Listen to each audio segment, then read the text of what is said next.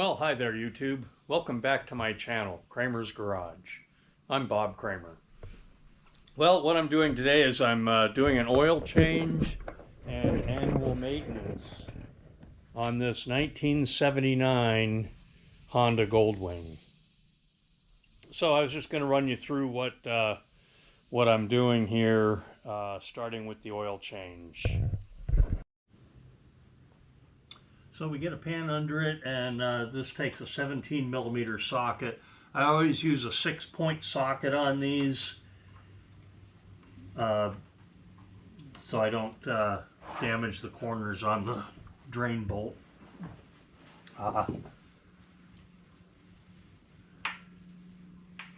And we're going to crack the oil filter loose as well.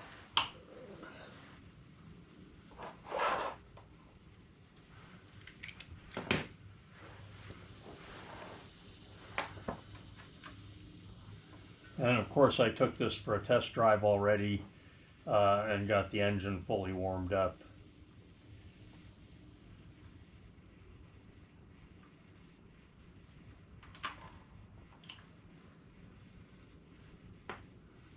There's the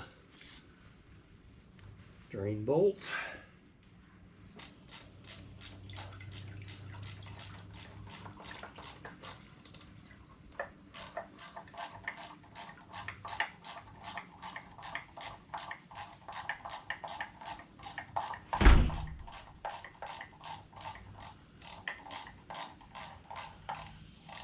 I always recommend changing oil in these about every 4,000 miles or 1 year, whatever comes first.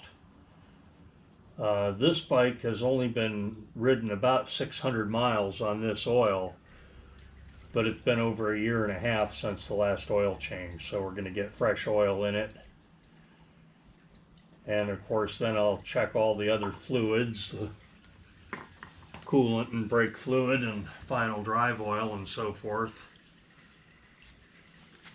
and make sure all the lights are working. And I also noticed that the back tire on this bike is more than 20 years old, so I've recommended to the owner that we replace the back tire as well.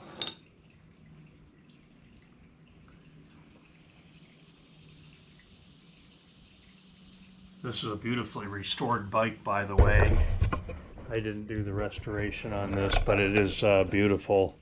All the aluminum parts are highly polished, and including the brake calipers. Boy, that must have been a lot of work to get those calipers polished.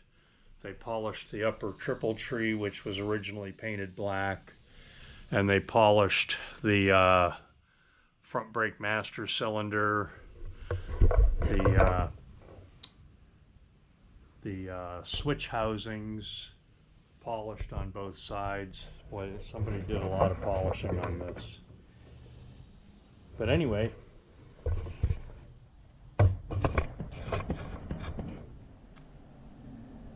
so I usually I'll let that drip, and while that's dripping I'll check the other fluids.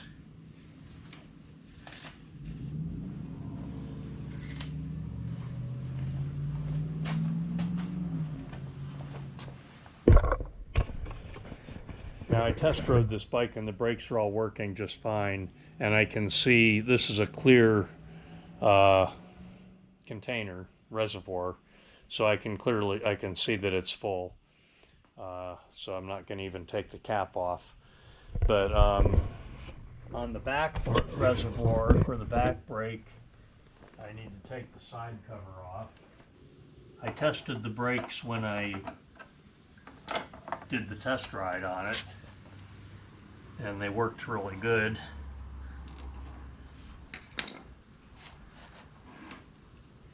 Whoever restored this bike, look at that, they even polished the rear master cylinder. Look at that.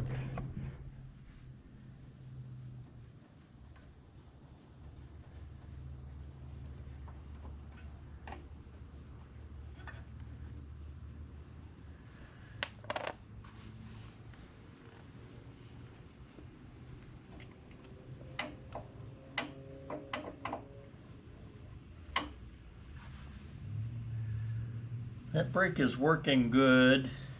I'm just going to add a little tiny bit of fluid to that one. Brakes take .3 fluid.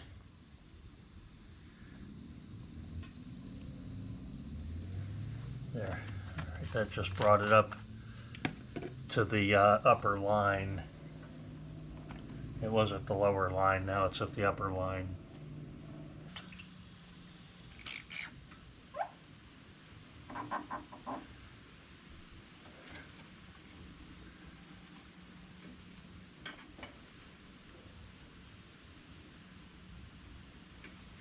Try not to leave any excess brake fluid in here anywhere.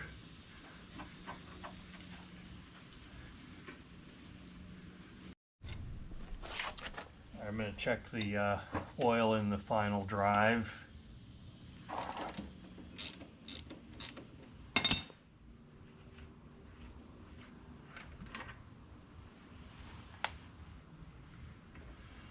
Yep, that's full. The oil is right up to the threaded hole here. That's full, and it's just that oil looks nice and clean. It feels real good, so I'm not gonna do anything else with that.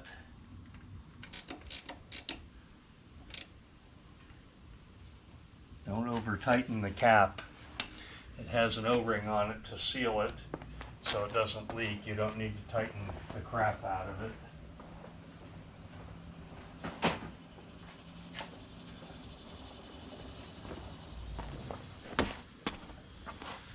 Okay, that's brake fluid and final drive. So now we're going to open up the top shelter and check the coolant. Okay, you can see on this reservoir that my coolant level is way up here, way above full. When the engine's warm, it should be around the full mark, and when the engine's cold, it should be down here near the low mark, and it should never be up that high. So I'm going to take a syringe actually and pull some of it out.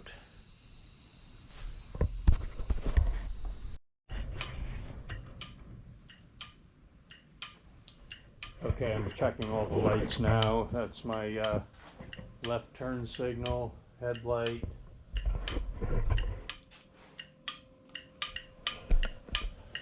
Right turn signal is flashing faster for some reason.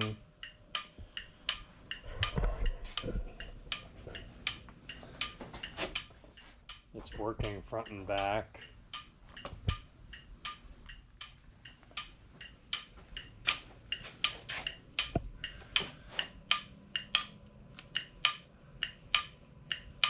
It's not much different, a little bit different.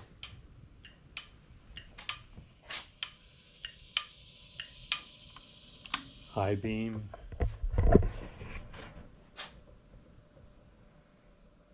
Low beam. High beam. Okay, let's check the brake light.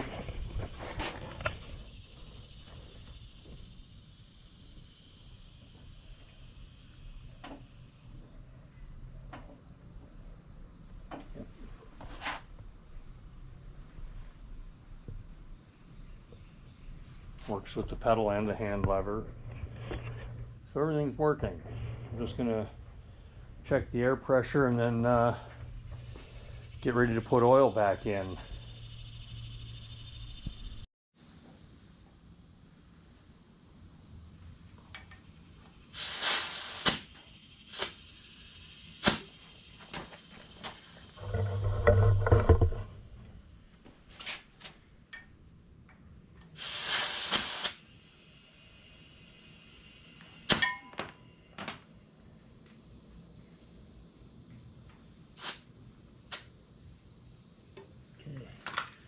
Front tire was pretty low, about 18 psi.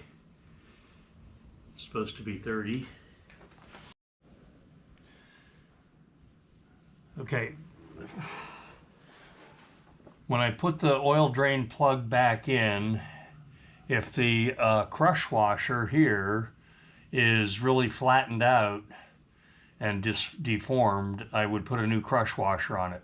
I believe when I did the oil change on this last time, I put a new crush washer on it and it's still in really good shape because I don't tighten these a lot. What I do, and I've been doing this my whole life, is I put a little bit of Permatex on the thread. And this is a non-hardening gasket sealant. So it doesn't lock that thread in, but it does seal it very nicely. And you don't have to tighten the crap out of it to make it seal. And like I say, I've been doing that my whole life. I started doing oil changes when I was a teenager, maybe 55 years ago.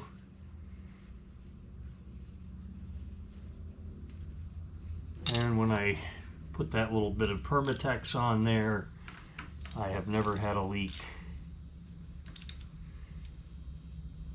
And tighten it snug with a 6-point socket. Okay,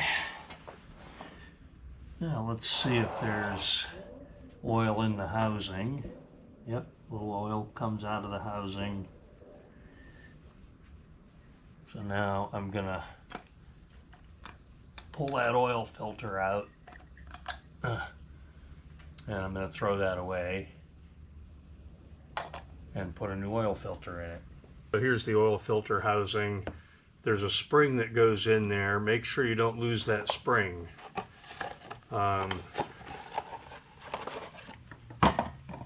And I put a new O-ring on here. Okay, and then we put the oil filter in. Like so. And that spring, see, that pushes that oil filter tight against the housing that it screws into, the engine block. So anyway, that's all there is to that.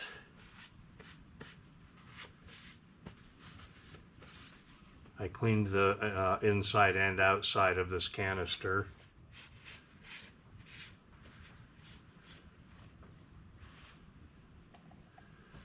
And this needs to get tightened to 20 foot-pounds to ensure that it doesn't leak. So we're gonna take the torque wrench over there and tighten it up. Now this oil filter housing, if you notice, there's two little bumps right here, and they interlock with this piece over here, which prevents this from turning or spinning in use. So when you put it on, you start it off like that. Make sure you get the thread started straight. And of course I wiped that surface off and made sure it's very clean.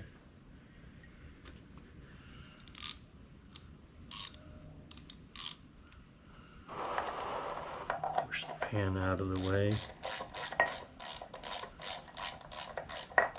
Alright, so that's starting to hit. So I need to get under here where I can see. Back it up a little bit. There. Okay, now I need to hold it right there. I need to hold that in position while I tighten the bolt.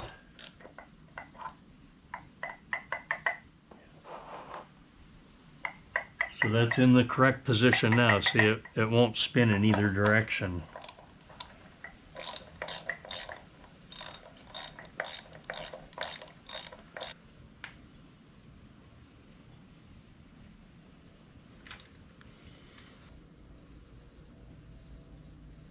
Alright, that's tight enough. That's about 25 almost foot-pounds.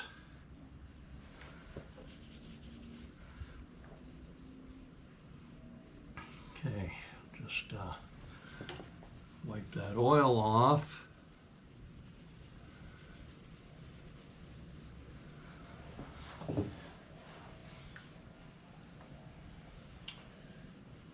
Alright, I'm ready for fresh oil.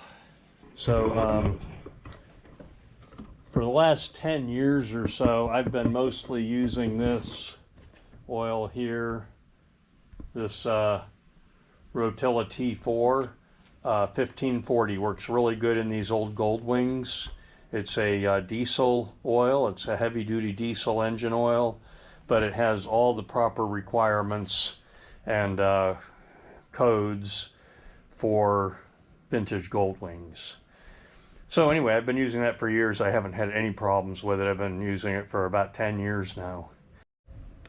Okay, if you look at the oil checking window there, you'll see there's a high mark and a low mark. And when you change the oil, if you put about 3 quarts in it, it'll put it halfway between the 2 marks, maybe slightly above halfway. And if you put more than that in, like all the way up to the high mark, it'll have a tendency to burn oil when you start up, because when you set it on the side stand, some oil can seep into the left side cylinders, and then it'll blow out a cloud of blue smoke when you start up. But if you keep your oil level a little bit low, approximately halfway between the 2 marks, then it has much less likelihood of blowing out any smoke when you start up. So that's what we're going to do. And when you change the oil, it takes 3 quarts to put it about halfway between the 2 marks. So I'm going to start with 3 quarts, and then I'll run it a little bit and check it. Sometimes I have to add a little bit more, like maybe 1 cup.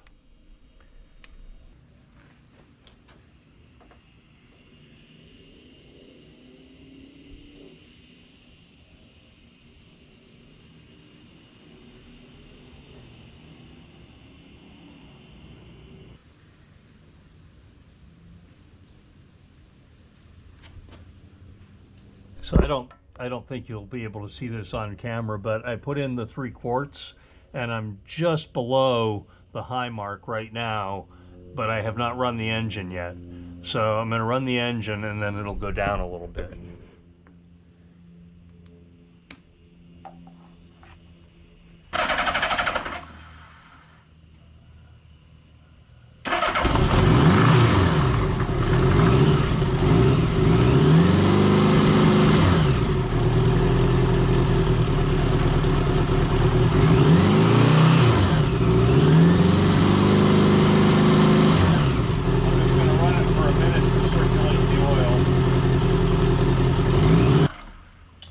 And then we'll let that sit for a couple minutes for the oil to run back down, and double check the oil level.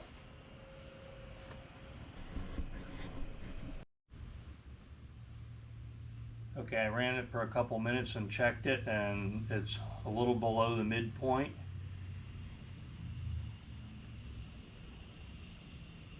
So I'm adding 1 cup.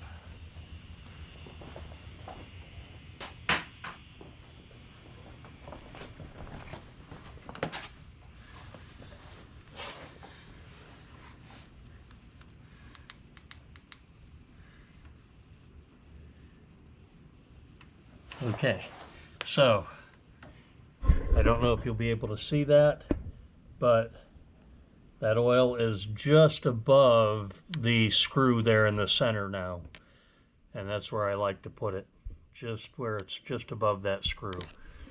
So that should be good, and that concludes the oil change and maintenance video. That's all the major service, or minor service I guess, that you should do on your Goldwing annually or every 4,000 miles. So anyway, I hope you enjoyed my video, and I hope you enjoyed seeing this pristine 1979 Goldwing. Anyway, give me a thumbs up and subscribe to my channel, and you'll get to see more Goldwings and various other things. Goldwings and things. Anyway, thanks for watching.